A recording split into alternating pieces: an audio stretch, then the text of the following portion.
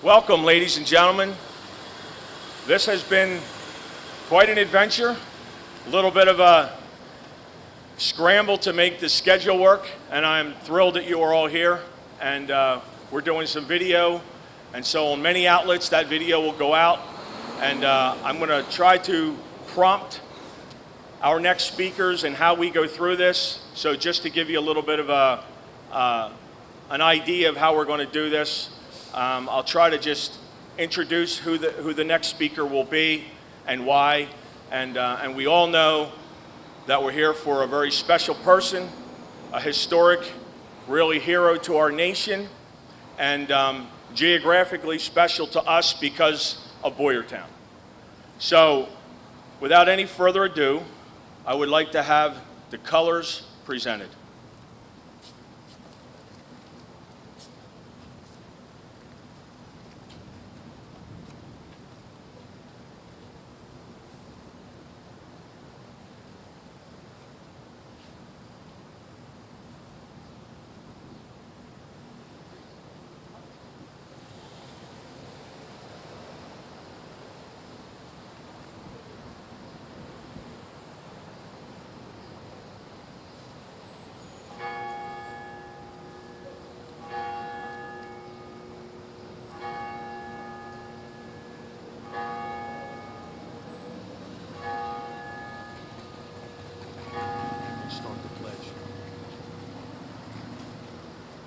Let's do the pledge to our great nation.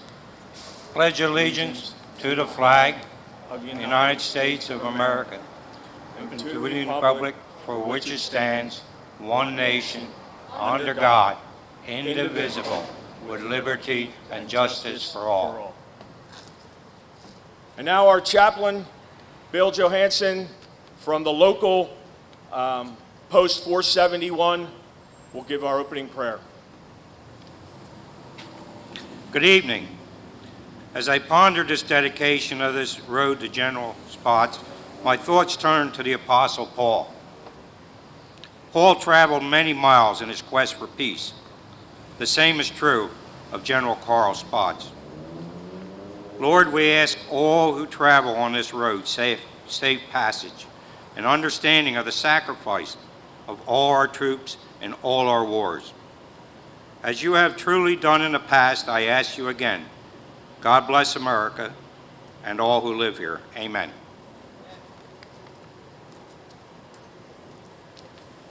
Thank you so much. We are very well represented here today, and our first speaker will be Brigadier General Michael Regan.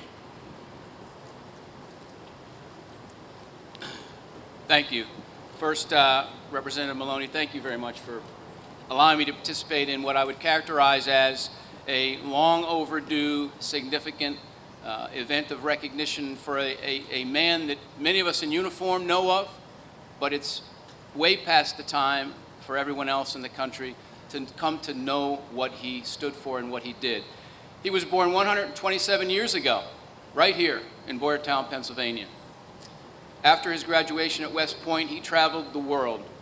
First, wherever the Army told him to go, then where the Army Air Corps told him to go, and then where the U.S. Air Force told him to go. For us in the Air Force, he was the first Chief of Staff of the United States Air Force. He did not get much of the notoriety, guys like General Patton, General MacArthur, all truly deserving of that recognition, and not because his accomplishments weren't on par, because they were. He developed air power strategy when there was none before that. He trained pilots in World War I when there was no training program. In his spare time, he managed to shoot down 3 German fighters by himself in World War I. In World War II, he developed the entire strategy surrounding air power that brought the Nazi war machine to its knees. And later, in the Pacific theater, brought the Japanese to the table where they unconditionally surrendered to the Allies. Maybe the large part of the notoriety didn't occur because of his humility. He was a humble servant leader, someone who characterizes what we now refer to today as Air Force core values: integrity first, service before self, and excellence in all that we do. We didn't have those on a cool poster or placard during his time, but we probably could have, because Carl A. Spaatz, the guy who will be recognized shortly when we unveil this plaque on this stretch of road, again, long overdue. I hope that as folks drive by here and see that and the memorial, that they will Google the name Carl A. Spaatz so that they can begin to learn what a phenomenal guy that guy was. So with that, I also want to thank my fellow airmen from the Civil Air Patrol for looking sharp and rendering honors to the colors tonight, and to all of you for coming out here tonight to participate in the event. CAP, thank you. Thank you. Yep. Thank you so much. Our next speaker, who happens to be the CEO of the General Spaatz Army Museum, retired Marine Corps Colonel Keith Sewell. Good evening, ladies and gentlemen. Representative Maloney, Mayor Deary, relatives of General Spaatz, ladies and gentlemen, veterans, citizens all. One of the things of a leader that General Spaatz obviously was, knew intrinsically, is that no man is an island. Nothing ever gets done without the people below you being able to translate whatever vision or idea you may have into results.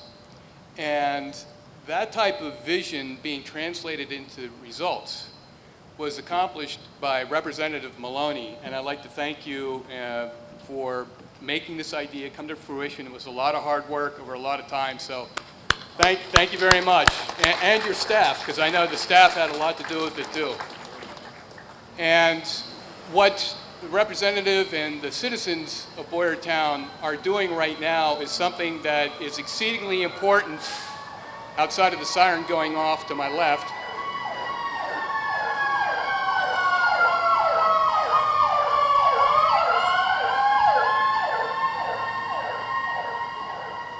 And that's passing on a legacy, because the legacy of General Spaatz is not just about him, it's about the city, the community of Boyertown, and what it did during the war and before and since then to secure our liberty in the defense of our nation.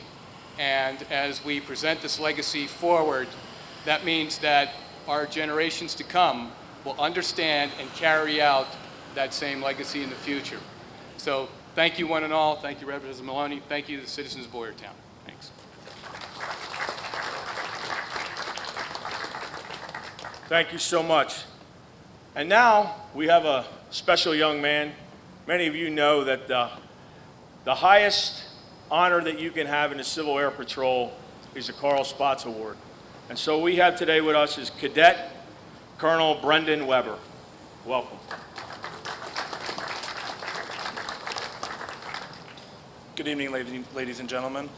General Carl Andrew Toohey Spaatz was a pioneer for military aviation, a proponent for a separate Air Force, and a leader that all cadets in the Civil Air Patrol can look up to.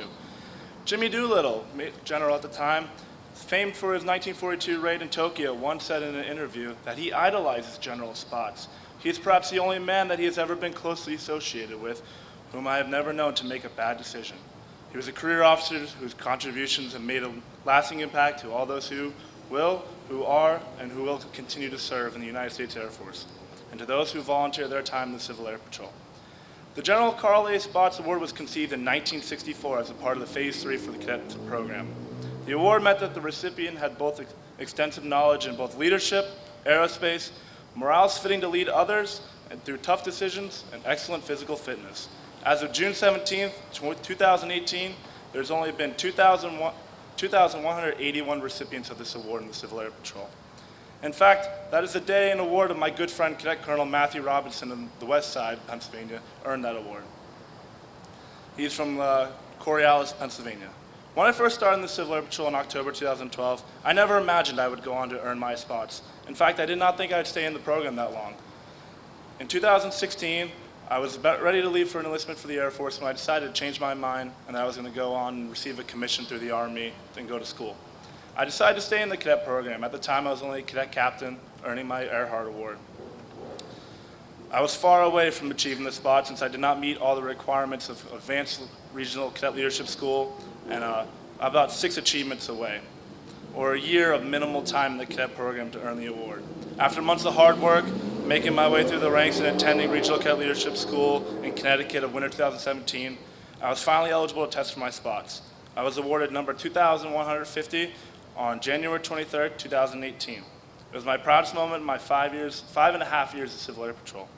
Since 1966, Pennsylvania has produced 83 Spaatz cadets, and the first being number 10, Michael Hanford, who earned the award on February 14th, 1966. In fact, I've worked with some of the greatest friends who have earned the award, and I'd like to give them a moment of recognition. Major General Keith D. Kries of the United States Air Force, number 314, who was a mentor of mine when I was a junior staff member at the Hawk Mountain Ranger School. Colonel J.J. Rivera, United States Marine Corps, number 1236, a close friend of mine who trained me when I was training for my expert ranger. And Major Dane Carroll of the Civil Air Patrol, number 1767, who has mentored me through emergency service and leadership. In fact, he just recently held our cadet training schools, and he was the commander of that for the last week. Ethan Dunlap, Second Lieutenant, United States Air Force, 1949, who mentored me my first year on encampment staff in 2016. He's a close friend and someone I still reach out to this very day for leadership and mentor advice. Nicholas Basile, Junior Cadet at West Point, number 2011. A great friend of mine who taught me how to be a cadet in actually 2013. And then we went on to serve together at staff at Hawk Mountain encampment for the next 4 years after that. Josiah Costa, Specialist, United States Army, number 2001-2, who is a combat medic in the Pennsylvania National Guard. Apologies. He's a close friend of mine who also I work with a lot in Civil Air Patrol. These are some of the greatest people that I've ever met in my life, and people I look up to who have earned the award before I did. And there's a bunch of people after me who has won the award, like Cadet Matthew Matthew Robinson. I just want to say thank you to all those who allowed me to speak today, and congratulations to all those who were in the Spaatz, and to General Carl Spaatz for being a great leader and serving our United States Air Force.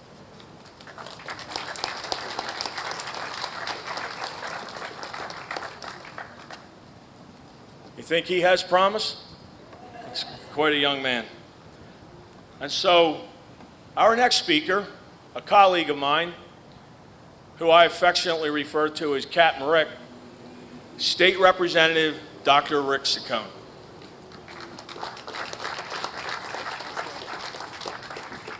Thanks, David. Thanks, General Regan. Thanks, honored guests. I am really, really proud to be here, be part of this ceremony. I'm a retired Air Force officer, and I serve on the Veterans Affairs Committee in Harrisburg, too. So this is a wonderful historic event. So many great things have been said. I just want to remind you a few things about General Spaatz. When he was born, there were only 44 states in the Union. So imagine he saw our country grow through 2 world wars. When he was born, the airplane hadn't even been invented yet. But this young man would not only develop future uses for air power, but would help create our first Air Force and become its first Chief of Staff, as was mentioned. He's one of the legends of air power. And our military still teaches every new airman his story. And when I went through basic training 42 years ago, we learned about Carl Spaatz. Never did I dream that 42 years later I'd be part of a historic event naming a road after him here in his hometown.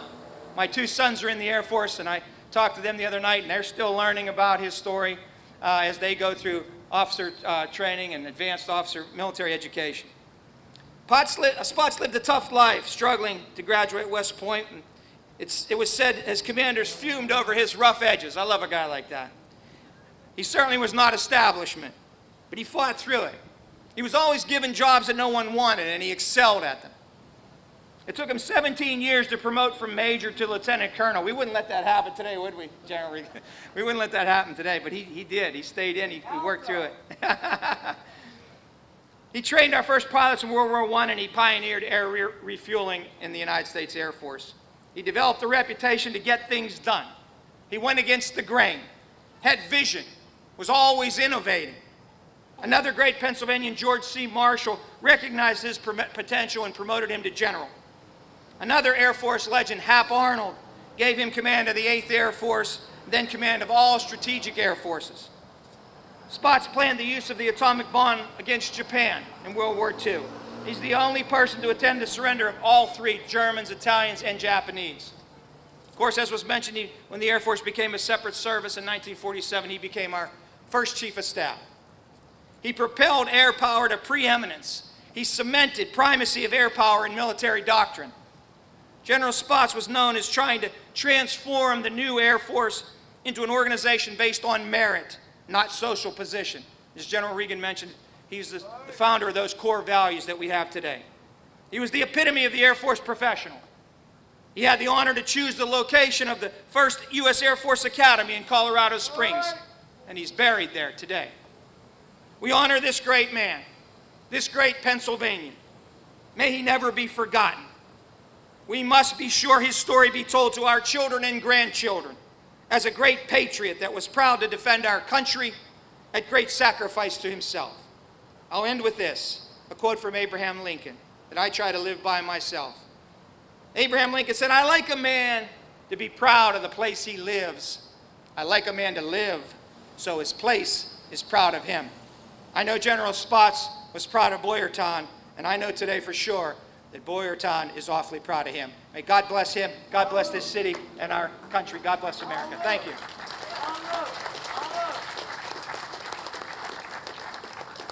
Now you know why I don't have to add anything. And audio had to turn down the volume. So today we have some other special guests with us. I want to be able to recognize, later on there will be another ceremony in town, and I would like to recognize the sculptors Jerry and Gail McKenna, who are also sitting up front, and for their hard work and for the recognition that will also take place later this evening.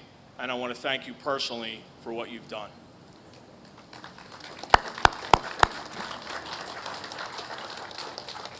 And then the two very special people here today. We all know what DNA means, and for me, I often use it as an example of why our communities are strong. I often talk about how the DNA can run very deep in what we use as character and why people have such a great connection to what they value.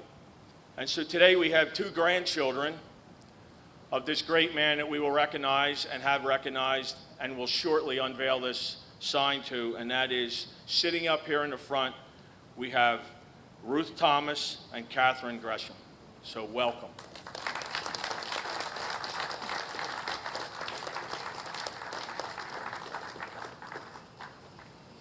You know, I'm a grandfather. I can't imagine. I can't imagine, with all the great things that we have heard about some of our American heroes, and today especially about a specific man who probably could never have planned what he really, as a frontiersman, did for our great country. And for those of you that think he's reincarnated, yeah, he's standing right there. Look at him. Pretty good, huh? I thought that's pretty special. Local military man, Chris Boswell, and I want to thank him for what he does too. He had 11 grandchildren, and 9 of them were women. Is that right? That's right. Yes. Wow, did you hear that? 11 grandchildren, 9 of which are women. Talk about DNA. So without any further ado, what I would like to do is try to unveil this thing with his grandchildren doing all the hard work. How's that?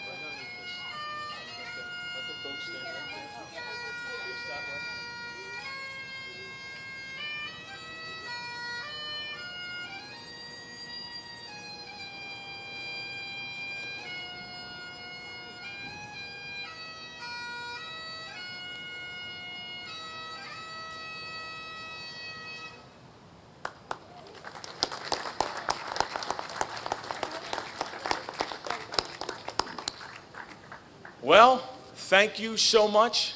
We know that it's a long time coming, usually doesn't last long enough, but we have plenty of video and pictures to be able to remind ourselves of what a special day. I'm so glad we had great weather for it too.